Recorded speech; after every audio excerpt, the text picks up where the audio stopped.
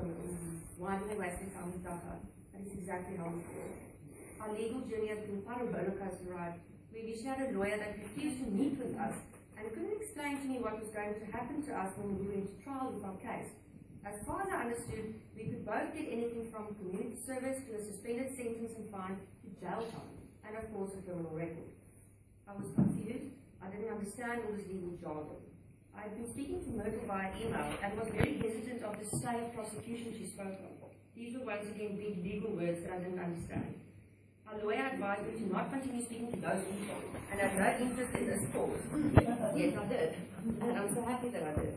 We felt nothing but love, support and understanding from the entire team of Philosophy from day one. We decided to join the queue in November 2014. We completely understood what the process entails every step of the way, thanks to Myrtle and Joe's never-ending patience and my relentless questioning. Our first lawyer's mandate was terminated and we were represented by the late advocate Robin Stanton Ford until his passing in April. I won't go into detail of what the state prosecution process entails, as I will need another hour for that. There's a dedicated website, jointhequeue.co.za, with all the information you'll need. We were granted a state prosecution in the Western Cape High Court on the 12th of June. We are not criminals, we have no criminal records, and we are still up on bail. Pending the outcome of the Dacha couple's constitutional challenge, we currently can't be prosecuted on our Dacha-related charges. I'm not happy that we were arrested because it was so traumatic. And we could have enjoyed an overseas trip with the amount of money we spent on legal fees. But I'm grateful. I'm grateful for the most amazing and inspiring people I've met through this process and on this path. I'm honoured to be a part of the legal challenge against the last apartheid law that still needs to be changed. Arresting, prosecuting, and criminalising regular citizens like myself and Michael under outdated prohibition laws for a harmless plant perpetuates a drug law that isn't working and certainly does more harm than good. Thank you.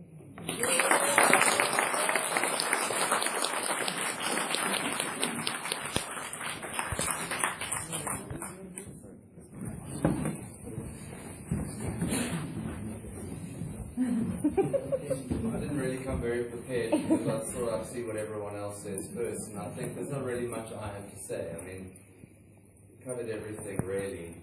I suppose I was hoping the police would be here. I invited them personally. I went and saw Captain Tambura, who was there when I was arrested, and I took my invite and I had a heart-to-heart with him first, explaining that I'm not a criminal, that I may have been arrested and I admitted to breaking the law, because I think that was important for him. Sorry, I'm going a bit red. We can match.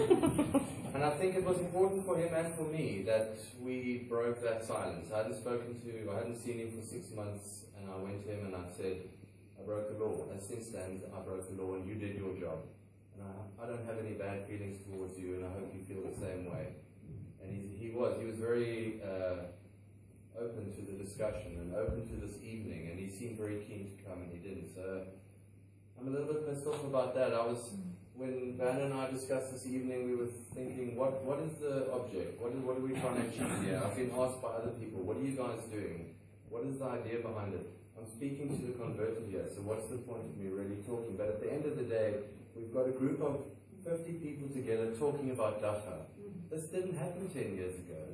The cops would have come in here and raided us all. We've gotten to the point where we can talk about Dacha openly and not worry about who's going to say what and who's going to...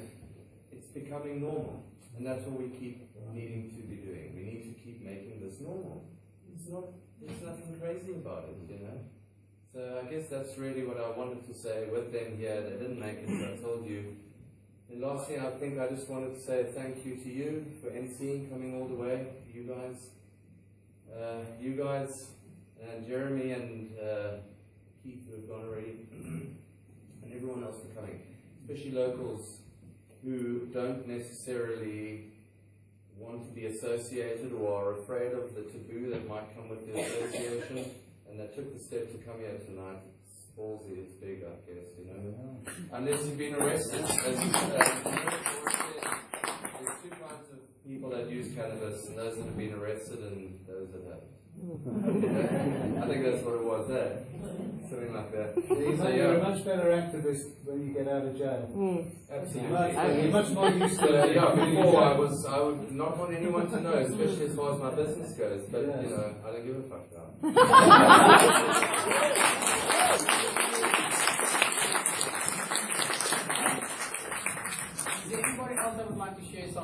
an experience, you know, some really good growing tips.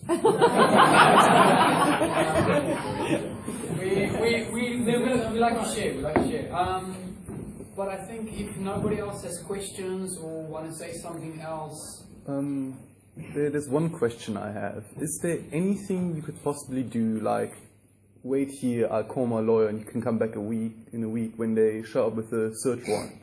No, I don't there's no other choice but when the Rottweiler knocking into the door, and says search warrant, let me come in. Can you say wait 5 minutes here? There's no. You've got to go through the motions again. And on the Q website, it says at the bottom as a piece of advice, you are Gandhi in a jean bag, which translates to take it on the chin. Don't gob off to the police, don't give them a hard time. The more you shout, the more hours you spend in jail. No, I was just wondering if there is anything, but if the answer is simply no, just stay calm and deal with it until then, cool, that's the advice. Don't do anything to the cops because they love it. They want an excuse. And you have to remember, there are some police officers that are literally just doing their job. Yeah. They get paid a shitty salary, you know, many of them are quite open to it. That's why fighting with the police isn't necessarily the right avenue. You know, we wanted to get them here to talk to them and say, you know, you're a human being, I'm a human being. We're not expecting you to not do your job, but don't arrest us at 4 o'clock on a Friday afternoon when you can't get in front of a magistrate. So you have to spend the weekend in jail. At least be fair about the process. Yes. Locally, I'm a member of the police forum. Yeah. But people misunderstand sometimes the role of being a member of the police forum. You're a community member on the forum. Therefore, you have to see to the protection of the community and not an extension of the police. Yeah. So when Rob was here, I was one of the guys visiting the station. So I've had the privilege in any time, if I want to go to the station now, they have to open the cells and that. So I've got that privilege to go there. Also, yeah, anytime to the police station to do visitations. Also, what I do is, and I think the local magistrate, and especially as also in Cape Town, Judge Slope, they hate my guts. I go straight to them, right? Because they're human beings, and their interpretation of the law, I challenge. Because for one case, they sentenced a guy for Dacha to, I think, 4 years. The other case, we challenged them. I've written a long affidavit to the court saying, okay, if you want then somebody to prosecute, if it was like theft, it's manufactured. If it was like cocaine, it's being purified with the poppy plant and that. So therefore you have to go and find God, because this is a plant. So you have to prosecute God then, because if your Christian belief say you believe in God, then because I didn't make this plant. Then the guy, okay, a warning, right? You don't do it again. But 10 minutes before that, he sent the guy to jail for 4 years. But I asked him, inconsistent. Yeah, where's that? So locally, yes, I go straight to them, and I mean they hate my guts. They want to lock me up. For what reason? That's a very good thing. Maybe more community members should get involved when somebody is arrested for Dacha. Go down to the police station. And show your support to your fellow, Dacha user. Yeah. Bring them blankets. Bring them warm clothing. Bring them food. And I don't want to take a break or a boast here, but before the guys call their lawyers, they call me. Even they've had raids now here on some farms and that. Before they call William Booth, they call me. Before they call him, they call me. So also with a big bucks sometimes you start. No, he's the man. They say of William Booth, if you walk into court with William Booth, you're guilty. That's what William Booth is. He gets some You don't need to dig so deep in your pockets to pay his fees. But nowadays he called me so yeah, but I mean, we as a community must stay together, not being afraid Exactly. Yeah. Exactly. Transcend the fear. Because he did And crazy stuff it's when a human being with another human being. It's not a man against a beast, a lion. Nikki just said there's 8 cops, there's 2 passive people. That's our point. We were mom and pop. I was in my jocks. It was really, I lost all my dignity all at once. I've got no glasses. And so they play on that. And there's 6 people in our house, 4 or 5 hours, turning it upside down aggressively. So they missed the point. They could just knock on the door and say, excuse me, sir, it's time you went to jail, and I'd go. But they don't gauge it right. They've got so much adrenaline, so much testosterone, and so much hatred, and they're all speeding. So much goodness. Exactly. I think there will be some tea and cookies When the human rights haven't been followed during a process, is this something that afterwards you can just make a point? I'm saying no search warrants. Yeah, the thing about the search warrant is, if they find data, the judge will say they're vindicated by moving in. Because if they will just argue, look, if I'd waited 24 hours, they would have got rid of the dope. And then there wouldn't be a conviction. So it never ever plays out that you can complain about there being no search warrant. What options you've got is if, and then they find the data, okay, and they take you off and they arrest you and everything. You can go through the process of trying to get your case dropped, okay, that it is struck off the roll, where you can use there's no search warrant, or you can use that they planted it there, or that there's any No, amount. we only of found excuses, out but much that's- later when everything had happened already, so it was too late. It was too late. Yeah. But But that's taking quite a big risk to actually take it to court and goes to trial. Then you've got to hope that you've got a good enough lawyer, or you have enough guts yourself to actually get yourself off. But the problem is with the police, and they struck it off the roll, is that they've got a live one.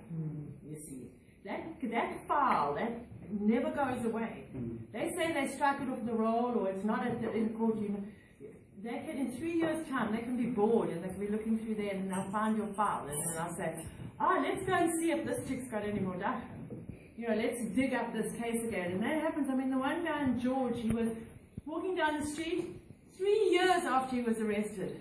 Police pulled up next to him and said, come, your case is, we dug up your case again. So that's the danger of taking it to trial. Or you can join the queue. And then they cannot take your case to trial until after we've been through the prosecution. But will they ever allow us to say anything? Because when they read our rights, they said you've got the right to remain silent, and anything you say or do can be used against you in the court of law. So what are they to say after they said? Say nothing. Nothing. Say nothing to the cops. We have never said anything to a cop. No, that's the same I do. All the way through this whole Say year, we nothing. never spoken to a policeman. They're just the messengers. Yeah. Anyway, so I think that's it. Well, right here, if you there want any seems more to be questions. some I'm from this community. I'm born in Greyton. I grew up here. I go to matric in Greyton. I started my grade 30 years ago. I started to become a Rasta. What you experience now for the first time, I experienced more than I can remember. It's bad. It's worse now than ever. Because now I see that white people also come out of the closet and using ganja. But 15 years ago, it was just Rastas. If you go to any entertainment or anywhere, if you go to Cape Town, you get skirt for 40 times or whatever times, or they brutalize you. I was 17 years old. They catch me for being ugly in Greyton. For being ugly because I started growing my dreadlocks. That's what we experience as Cannabis here. Yes, all the elders, they all got a story to say with you, but there's not enough time because we got too much stories to say. Too much. Just because of Ganda. But today we are happy to see that there's white people also coming out of the closet, share their experiences with us, and even got advice for some of the brothers who still got that fear and being arrested just for Ganda. What we see That stinky cells you speak about now, it's actually 100% cleaner now than it was when they just arrest us, these rascals. Of course, it was like dogs they arrest. You see, we don't have any right. You know that we are vegetarians or vegan, whatever they call us, we don't eat meat. So if you're there for 7 days, then you hunger for 7 days. Yeah, because they put their food for you, which you don't eat. Yeah, that's right. Because you're nothing. Psychology. But now where there's, I see there's help for us now, or anyone can just connect or That's why we say it's a great equalizer. It brings us all together. Because Yeah, all South Africans use this plant. Yeah, of course. And I hopefully still more and more get this people are feeling using now, it, but like, not alcohol. I'm 17 years old now when I'm sharing this story with you now. I feel 70 now, and I also feel hurt because it's not a nice experience to be treated like this for something which is created by nature or by God. Isn't it crazy? So we are glad for you people even for the calling of the meeting and to be a part of this.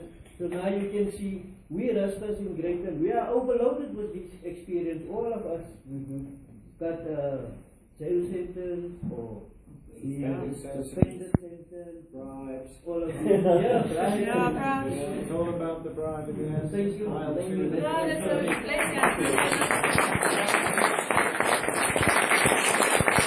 If there's any consolation, we do this all around the country, and we've never ever had an invited policeman come to any of these meetings. It's not here, it's everywhere, because they have no substance behind them. They don't have knowledge. They're just the right vibes. They can't back anything up with any reason why they should be doing what they're doing, but they all have families to feed, and they're all just doing their job.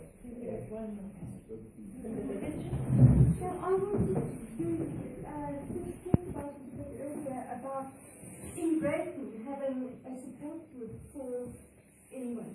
Yes. Yeah. Well, so it's How do we go about that? Or is there one or Rob. Rob. Rob is the person to go to in Greyton. Oh, okay. Okay. Yeah. Verna's in Caledon. Verna and Leanne. Nikki and Michael are in Claremont. Okay, so there's people Is it on one of those leaflets? Oh yes. Yes. No, it won't be. No, his local numbers are not on that. That's a national hotline. National hotline. I'm in the 254 though. And everyone knows who I am, really. Yeah. The guy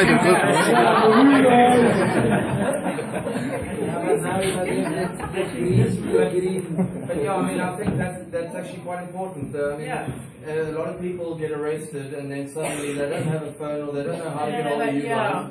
And if you know me, I can put you in touch with them. Exactly. That's what I was thinking of for all of us to know. Yes, to know to Rob's even local landline. to help others who have gone. If you're not around or something, Sure. there are enough of us who can take those papers You know, I'm sure between myself and Rob and Nikki, if there's numbers and Rob's got my number and Nikki's as well, we can maybe just put it in a, I'm sure Greyton's got a little gazette or something, we just put a little thing in there. The other thing is Facebook. The South African cannabis community is so active on Facebook. Like, you don't even have to go far to find someone who's connected, you know. Yeah, so and we're all connected to each other. Alex has said if you know anybody in Barrydale, Alex is in Barrydale. Yeah. It is practically every single town in South Africa has got like very local cannabis activists. But I think this meeting is a catalyst for something It's a bigger. hope, so. That's why we're here, for something bigger. Yeah. And also to use the print media, because the propaganda and everything is being in the print media. Exactly, and keep it alive in the print media as long as we can, because that influence also the way people think. And when they just sit in the tea time, first I think what is Cape Times or Cape Island. Yeah. And the only thing is the mainstream media. I used to work for the Burger and the Media 24, right? Most of the journalists don't really put too much of a positive spin at the moment, and Media 24 as a rule kind of avoid it like a plague because it's not a popular thing. I think the best thing to do, your alternative medias work very well, but nothing works as well as just talking to people. But also take it to the street. Yeah. In Port Valley, when the photos is there, the people must, they burn 2 tires. Tomorrow you'll see the municipalities, they fill in the holes, they we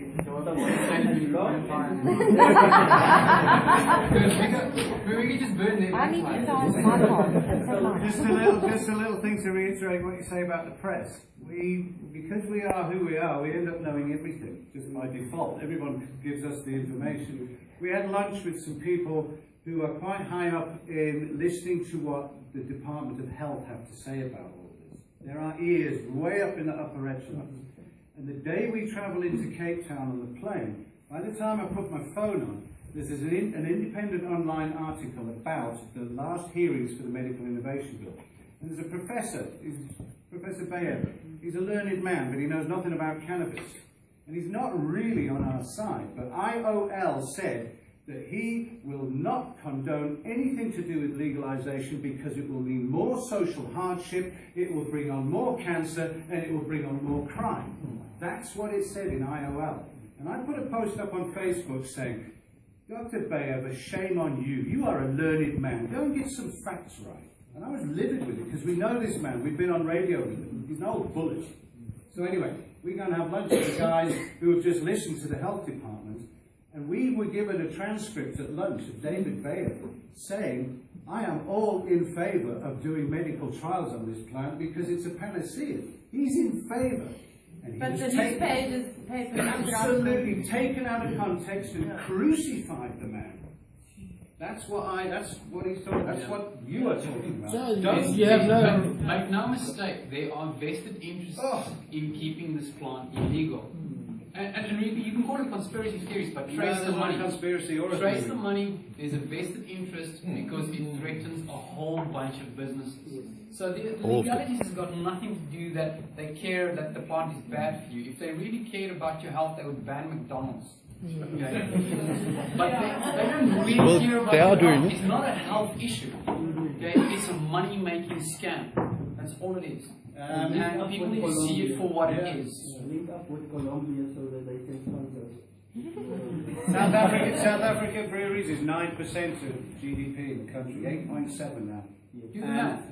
They know that every state in America that has legalized medical cannabis, alcohol-related death and accidents is down 25% across the board. So they don't want that. They don't want their profits to drop by giving us a safer alternative. Yeah, because it's not just the profits they drop from the sale of the alcohol. It's basically the medicine that goes with it, the controlling of word again. To keep you sick, and that you constantly have to control. There's 2 children in the house. So one is the vine and one is the ganja plant. So they rather hang onto the vine and make the ganja plant the front person. Anyway, I think Rob Thank you for running the gauntlet and coming here.